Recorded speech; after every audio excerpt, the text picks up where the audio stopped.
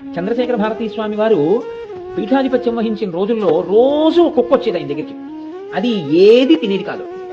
శ్రీచక్రార్చన అయిపోయి చంద్రమౌళీశ్వరుడికి నైవేద్యం అయిపోయిన తర్వాత ప్రసాదం పట్టుకొచ్చి ఆకులు అక్కడ పెడితే తిని పడుకునేది అంతే. ఏ పదార్థం ముట్టుకునేది కాదు.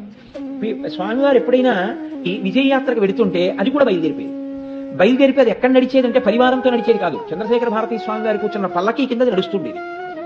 స్వామివారు ఎక్కడ విడిది చేస్తే అది అక్కడ విడిది చేసేది. స్వామివారు అనుగ్రహ భాషణం చేస్తే దూరంగా అలా కూర్చుని వినేది. అంతా అయిపోయిన తర్వాత ప్రసాదం పెడితే తినేది. ఒక పరివారం ఏం చేశారంటే కుక్క ఎవరినన్నా కరిస్తే బాగుండదని దాని కళ్ళకి గంతలు కట్టేసి ఒక వాహనం ఎక్కించి 25 మైళ్ళ దూరం తీసుకెళ్లి వదిలేసి వాళ్ళు వచ్చేటప్పటికి కుక్క వచ్చి పడుకునేది. కుక్క ఆ రోజు నుంచి ప్రసాదం పెడితే తినడం మానేసింది. అది రోజు చంద్రశేఖర భారతి స్వామి వారి దర్శనం చేసుకుని అది ఏ క్షమార్పణ చెప్పుకుందో నన్ను దూరం చెయ్యొద్దని ఆయన దర్శనం అయిన తర్వాత ప్రసాదం తినేది. ఒక్కొక్కసారి ఉపాధి మారుతుంది, కానీ ఏ మహానుభావుడు అలా తిరుగుతుంటాడో తెలియదు.